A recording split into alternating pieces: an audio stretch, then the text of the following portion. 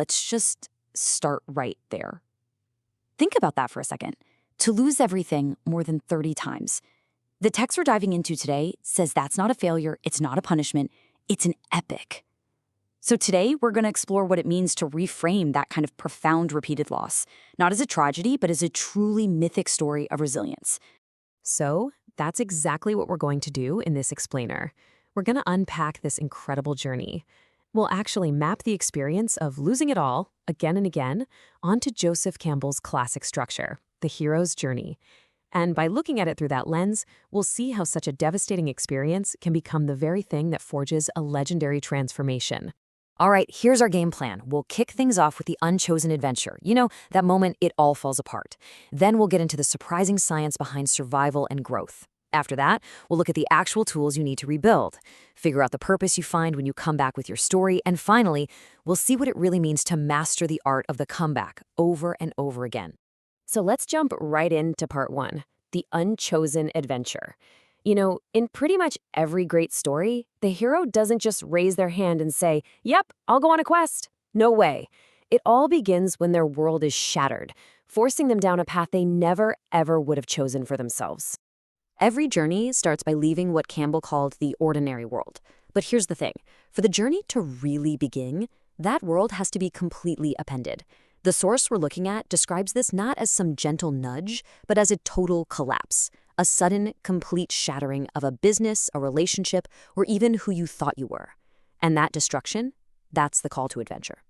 This quote just nails that feeling of being violently uprooted, doesn't it? You aren't just leaving home. Home is being ripped away from you. And yeah, it is absolutely terrifying. But the text suggests this is the exact moment the real journey starts. The pain isn't the end of your story. It's the invitation to a much, much deeper one. So what you're seeing here is how those big, mythic stages actually map onto a very real, very human process. The shattering loss, well, that's the call. But our first reaction, our human reaction, is often the refusal. We get paralyzed by fear, by doubt, by that voice saying, just give up. The story can only move forward when we cross the threshold, that critical moment where we decide not just to survive, but to actively start rebuilding. And this brings us to a really critical choice. Is the goal just to get back to where you were, to recover what you lost? That's survival, and hey, that's a huge achievement in itself. But the real adventure, the epic journey, kicks off when the goal shifts to transformation. When you start asking, who can I become because this happened?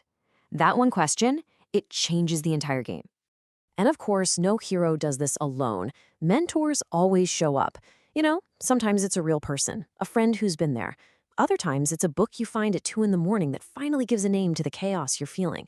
And so often, the best guide is that quiet voice inside your own hard-won wisdom. They don't make the problems disappear. They just hand you the tools and the map to find your way through. Okay, so what happens once you step across that threshold? Well, you enter the belly of the beast, the ordeal, the darkest part of the whole journey. And what's so fascinating is that there's some incredible science that helps explain what actually happens to us when we manage to come out the other side. Wow, this line just captures the feeling of the ordeal with such raw power. It's that moment of identity death. The person you used to be is just gone. And when someone goes through this more than 30 times, that dark wood, that belly of the whale, well, it becomes a familiar place. It becomes Tuesday. And this is where ancient myth bumps right into modern science. It's a concept called post-traumatic growth, or PTG. And basically, it's this idea that you don't just have to survive trauma. You don't just recover from it. It can actually be the very catalyst that propels you to a higher level of functioning than you had before the trauma ever happened. And get this. This isn't some rare thing that only happens to a chosen few. The data shows that a staggering 70% of adults report going through at least one major traumatic event. This path, this call to adventure, it's a core part of the human experience. But here's the really wild part. Of that 70%, a clear majority, about 60% of trauma survivors, show real, measurable post-traumatic growth. This isn't just a nice story we tell ourselves to feel better. It's a documented psychological reality. It's like we're hardwired not just to endure, but to actually grow from our deepest struggles. So the big takeaway here is this. The ordeal isn't some roadblock getting in the way of your story. The ordeal is the story. It is the very fire that forges new strength, a new perspective, and a much deeper appreciation for being alive. So, if we know this kind of growth isn't just possible but actually probable, how do we do it? How do you get from the raw pain of the ordeal to the solid strength of transformation? Let's dig into the practical weapons, the toolkit you need for the rebuild. Look, resilience isn't some magic power you're either born with or you're not. It's a shield you build, one piece at a time. The source breaks it down into 4 key parts. You've got emotional regulation, learning to turn feelings into wisdom, a growth mindset, reframing failure as a lesson, your support systems, knowing it's a strength to lean on others, and finally, self-care, all those daily things you do to keep your inner fire from burning out. And all those tools, they lead to this idea of bouncing forward, not just bouncing back. Bouncing back is recovery, right? You work your tail off to get back to where you were. But bouncing forward, that's post-traumatic growth. It's using the force of the collapse as a springboard to a fundamentally higher baseline of wisdom, strength, and purpose. It's a total game changer. This table really shows where the main event happens. The fight isn't against some villain out there.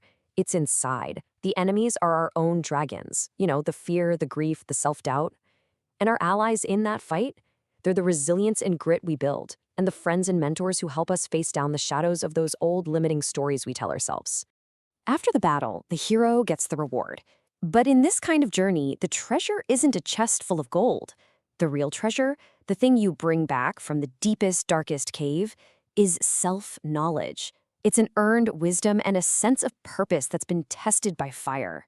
But the journey isn't over just because you found the treasure. The final, and you could say most important stage of the whole thing is the return. The hero has to come back from that other world completely transformed and bring something back to share with everyone else. The phoenix is the absolute perfect symbol for this. It rises from its own ashes brighter than ever. For the phoenix, the fire isn't some tragedy it has to get over. The fire is the whole point. It's what's necessary for its rebirth. And that right there is the essence of resurrection in the hero's journey. So what does the hero bring back? Campbell calls it the elixir. It's the wisdom that's been distilled from all that suffering. It's the unique perspective they've earned. And by having the guts to share their story, the hero turns their private pain into a public gift, a medicine, a lifeline for other people who are lost in their own dark woods right now. This is how your deepest wounds become your greatest gifts, when you offer them up to help other people. It's how a story of personal tragedy finds a powerful, shared purpose. The pain is no longer just yours. It becomes a map for someone else. Now, this is really important. This journey isn't always a one-and-done kind of thing. Remember, the text we're talking about is built on more than 30 cycles of loss. This completely changes the journey from a straight line into a spiral. You might face the same kinds of challenges again, but you come back to them each time from a higher level, with more wisdom and more tools in your belt. This road back is all about putting those lessons into practice. It's just like Simba returning to Pride Rock. He's not the same naive cub who ran away. He comes back with the wisdom he earned out in the jungle, ready to take his place and fix his kingdom. That is resurrection, a total rebirth of who you are and what you're here to do. And that brings us to our last and probably most profound section. What happens when that spiral journey repeats itself, not just a few times, but dozens of times?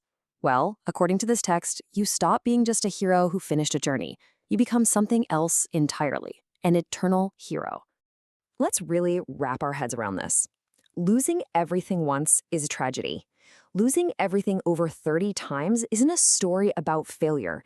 It is, as the source says, a story of unbelievable spiritual stamina. It's a journey that goes beyond the normal human scale and into the realm of myths and legends. This, right here, this is the ultimate shift in identity.